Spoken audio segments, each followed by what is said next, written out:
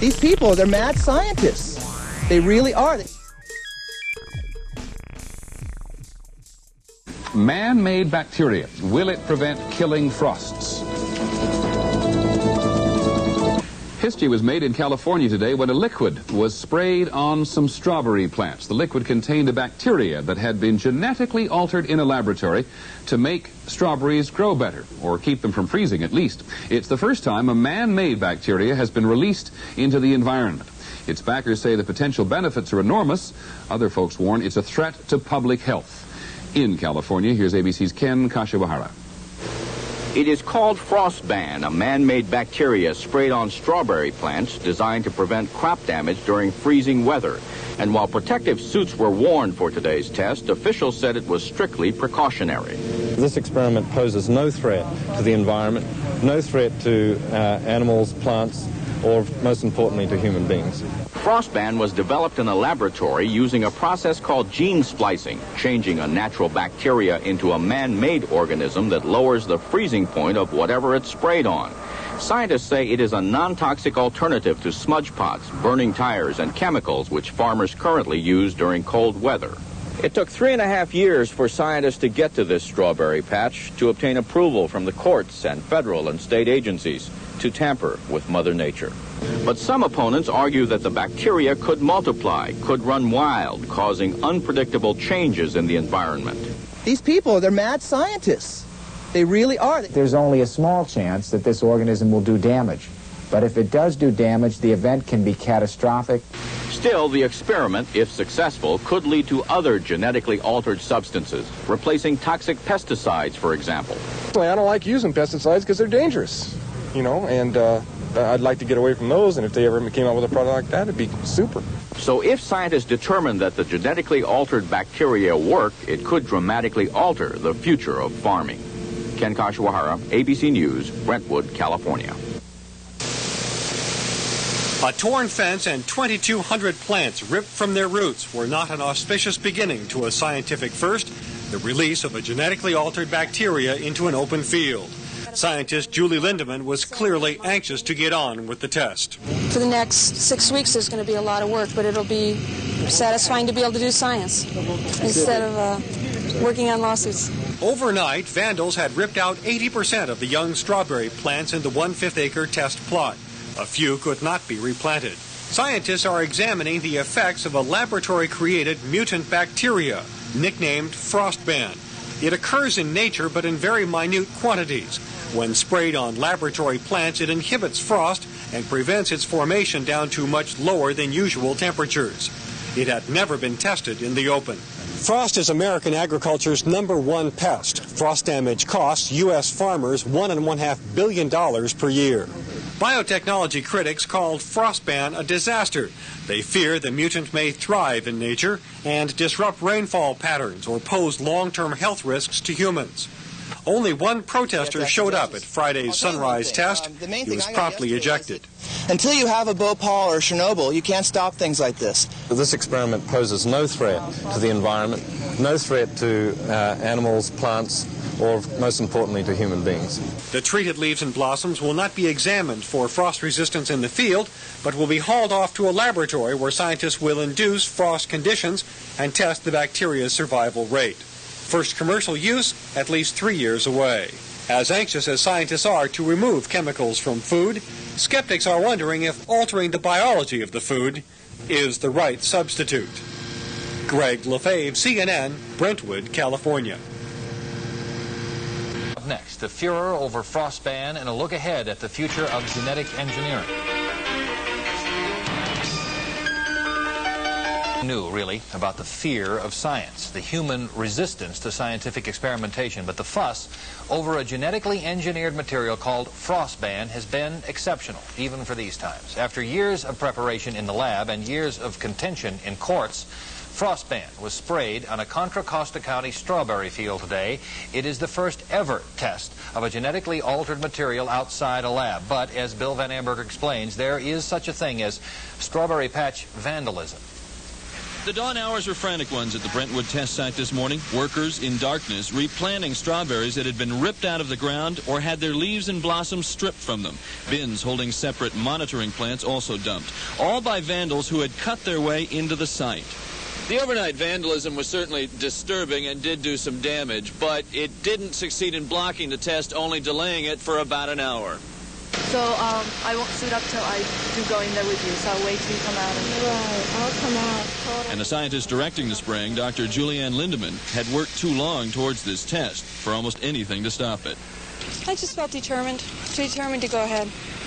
It didn't really faze me that much. We just got in there and started putting them back in. It's the end of a lot of things other than science and the beginning of being able to do experiments, which is what we really have been wanting to do all along. Still outside the site fence, there was one last protest. This man, escorted off the field by deputies. Andy Caffrey has been one of the altered bacteria test's biggest critics and sided with the vandals. I fully support people doing this. They've waited for the courts to respond, and you have a bunch of judges who are ignorant. I mean, it's a travesty that judges would have to decide something like this. But the EPA, State Food and Agriculture, and local officials also agreed with yesterday's court decision, finally allowing the carefully monitored test. And at last, at 6:47 this morning, history was made. The first genetically altered life form was released into the environment, albeit a hardly changed bacteria.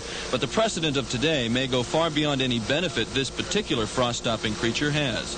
I think the underlining most significant factor is the demonstration that the industry can work with the agencies and then go through the public process using the media and public forums to inform the public so that there is a public acceptance of this kind of activity.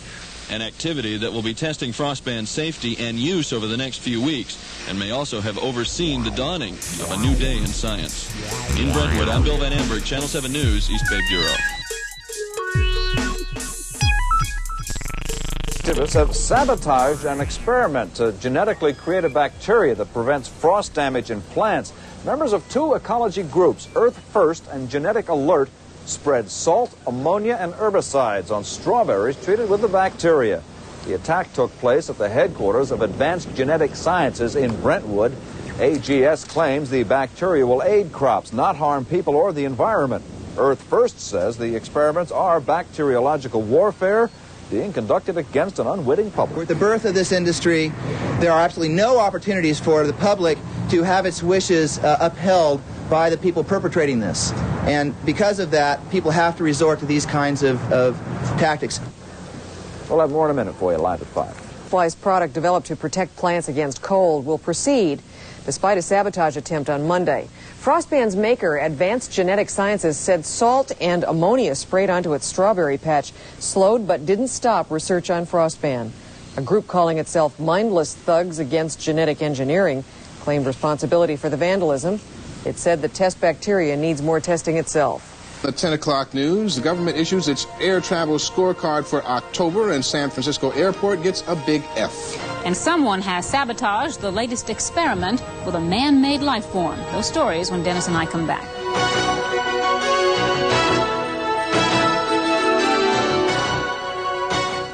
Applauded today an act of sabotage in Contra Costa County and said there will be more. Thanks to that act, an Oakland company had to postpone its test today on genetically altered bacteria. Randy Shandeville reports. This fenced-in acre of mud in Brentwood, 45 miles east of San Francisco, has become an intense battlefield. Radical environmentalists shooting it out with genetic engineers who are trying to come up with new ways to protect food crops from frost damage. Today, activist members of Earth First boasted of their latest sneak attack. Andy Caffrey read what he said was a communique that had been slipped under his door. In the early hours of Monday, November 30th, beneath blinding spotlights, under the noses of two guards, and despite an 8-foot-high fence, we entered the test site. The strawberry plants were completely covered with 250 pounds of salt and a large fire extinguisher full of ammonia. The activists have vandalized this strawberry patch before and vow to again. They say that by testing new man-made bacteria out in the open, Advanced Genetic Sciences is exposing the world to possible unknown diseases and mutations. Going forward with these kind of tests, is similar to going forward with nuclear power when all you have are Geiger counters to measure the results. Of course I'm angry about it, but I try not to take it personally. Trevor Suslow of Advanced Genetic Sciences says the vandalism will delay his company's next experiment, which was scheduled for today, but not cancel it. The Oakland company first sprayed Frostban earlier this year, but the test results were not conclusive, in part because of earlier vandalism. There is security here, but why not more? I really don't want to have to try and conduct my experiments inside a Stalag 13 type of atmosphere. Earth First activists say the salt and herbicides they dumped here will slowly kill the plants and ruin the experiment. But today, company officials tried to limit the damage by washing the plants off with sprinklers. They say if the vandalism continues, they may be forced to try their experiments overseas. But members of Earth First say it doesn't matter where the experiments are conducted, if Frostban is tested in Australia or Italy. Activists say they'll go there to try to disrupt the experiments. In Brentwood, Randy Shandeville for the 10 o'clock news. Environmental activists today say that they applaud the sabotaging of a strawberry patch in Brentwood, which is a test site for genetically altered bacteria. The second test of Frostban was disrupted by people who call themselves mindless thugs against genetic engineering and Earth First. A member of Earth First, who claims he had no advance notice of the vandalism, today read a communique from the responsible parties. Channel 7's Carolyn Tyler was there. Bright lights didn't stop them, guards didn't deter them. An 8-foot-high fence couldn't keep militant environmentalists from sneaking onto this Brentwood strawberry field Monday morning and effectively delaying today's Frostban bacteria test. The strawberry plants were completely covered with 250 pounds of salt and a large fire extinguisher full of ammonia. In addition, an unidentified, slow-acting herbicide was randomly applied. A sprinkler system is going full tilt trying to dilute the stuff. As much as 70% of the crop may have been affected. Advanced Genetic Sciences, the Oakland company, which has federal and state approval, is trying to test the ability of its genetically altered bacteria to prevent frost buildup on plants. All of the evidence available shows that this is an environmentally safe type of experiment to be conducting. These organisms are not dangerous in and of themselves, and nothing about the simple removal of one gene responsible for this ice-forming protein has changed that. But critics call it genetically engineered madness and disrupted the first experiment on the Brentwood strawberries last April by pulling up most of the plants. This time the sabotage was more destructive. People who did this, I presume, feel so strongly that this industry is just going to roll over communities, that we're going to have future Chernobyls and Bhopals, that they felt that at this point in time it's worth putting a small amount of an herbicide on land that's already had herbicides put on it. There's no damage visible at this point, but it will take a few days before it would show up. If the damage to these strawberry plants isn't too extensive and the corrective measures work, then Advanced Genetic Sciences could be ready as early as Friday or Monday to try the testing again. But repeated resistance to the Frostban testing could force the company to take the experiments out of the state or even out of the country. Australia is one place that they're looking at. But the environmental activists say they have people in Australia and they'll try the same kinds of tactics there. In Brentwood, Carolyn Tyler, Channel 7 News. Well, joining us live to talk about the controversy over Frostban and the tactics being used by the environmental activists is Andy Caffrey. Andy, as we explained a moment ago, is a member of the group Earth First and a founder of the group called Genetic Alert. Do you agree with what was done today, Mr. Caffrey? You mean what was done Monday? Yes, I do. There are many people who are probably watching this tonight who say, what gives you the right to make a choice like this? This is not the way things are supposed to work in this society. Well, I would say what gives a company, what gives a university a right to release a genetically engineered organism into a community which has no say in what goes on? Well, wait a minute. There has been say, though. Didn't this case get approved by the EPA, and didn't it go to the California Supreme Court, and wasn't this activity approved already in our own system? Well, the EPA and the CDFA, that's the California Department of Food and Agriculture, have approved this test. But there's no way that if everyone in the city of Brentwood opposed this test, that their opposition would affect these decisions. This is not a democratic kind of system which they're using. I talked to Julio Calderon of CDFA, and he said that even if all of the residents of Brentwood opposed this test and sent letters during the public comment period that unless they introduced some new scientific evidence, it didn't matter how they felt. If they were just concerned about the unknown risks of this test, that wasn't enough. Mr. Caffrey, the fact is that there are no recorded unknown risks to this test. Isn't that actually the case? It is not so much this test, but perhaps future tests that you're concerned about? Well, no, I'm very concerned about this organism. They bred their organism to be resistant to antibiotics. Viruses can take that resistance, pull it out of their bacteria, and put it in some other bacteria. That could be a bigger problem. What is your scientific background? I'm not a scientist. I have some background in college and science. I was planning to become a marine biologist, but I realized that being a scientist wasn't what was needed. We needed people to communicate what was going on. In other words, you simply don't trust what these scientists say. No, and I know they're lying. They said that this organism was not going to escape from the test site. They said it would go 1 or 2 feet into the dirt barrier, and it was a 50-foot barrier, and now the EPA has released results that it did, in fact, escape. Well, they disagree with the size of that test site, I know. The size of the test site? Your idea of the test site is a smaller portion than what they say the test site is. Well, the test site was a 90-foot square patch of strawberries surrounded by a 50 to 90-foot dirt barrier.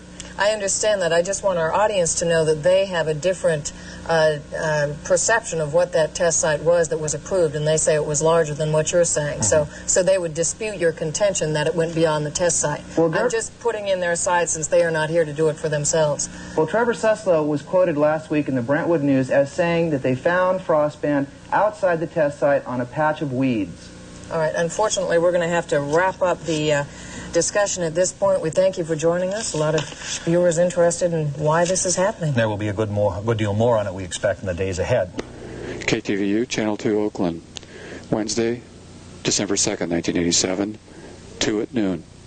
Radical environmentalists this morning claimed responsibility for sabotaging a new outdoor test of a genetically altered bacteria.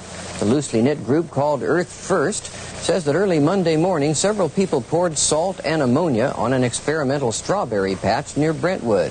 The Oakland-based company Advanced Genetic Sciences planned to spray the plants today with Frostban, a genetically altered bacteria that may help crops resist frost.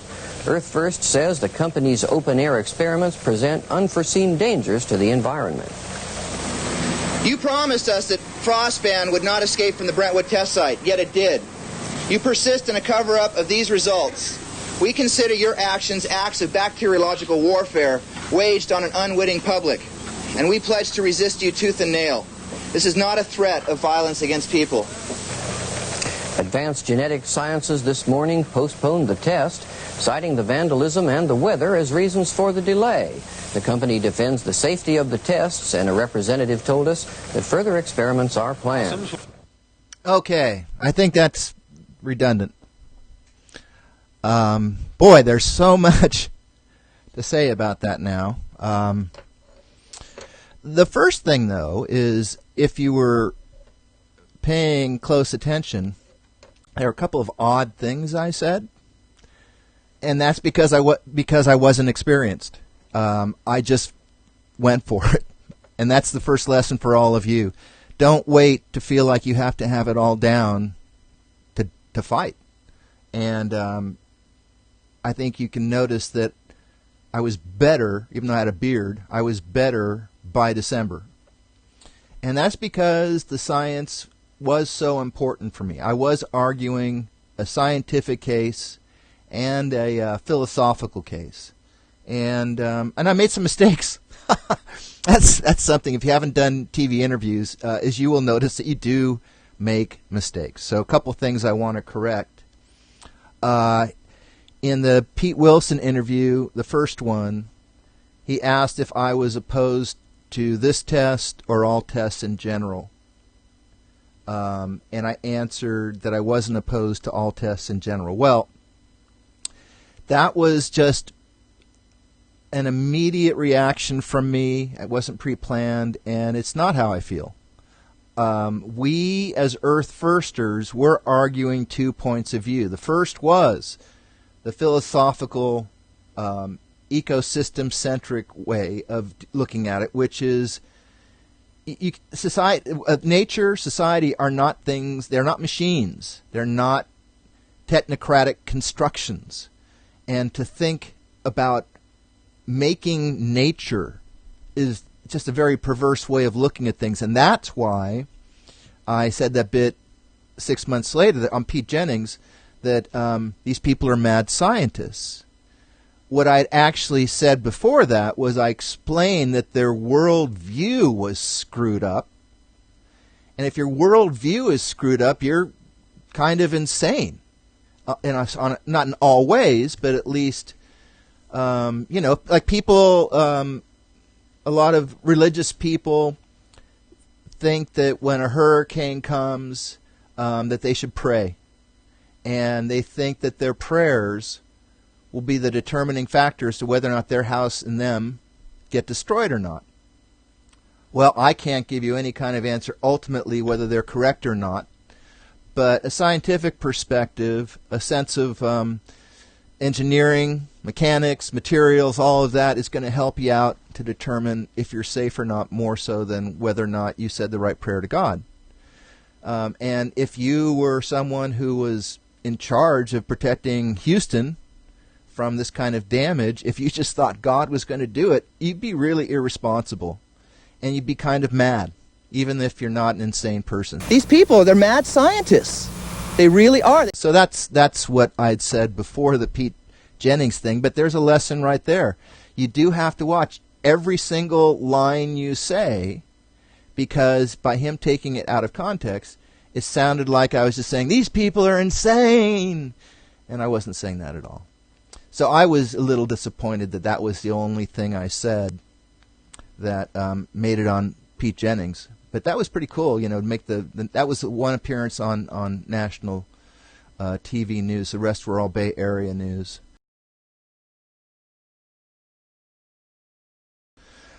Also, yes, I did write the communique. It wasn't stuck under my door. Today, activist members of Earth First boasted of their latest sneak attack. Andy Caffrey read what he said was a communique that had been slipped under his door. And I came up with the name Mindless Thugs Against Genetic Engineering. I think, well, I can't say his name, but there's another Earth Firster who is still not revealing himself to have been a saboteur. He and I and a very wonderful, most ass-kicking female Earth Firster I've ever experienced.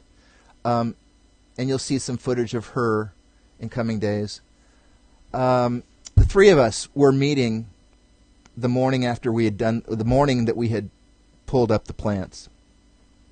And we put together this sort of press release idea, and then, they're always, with radical ecologists, they're always trying to say we're terrorists.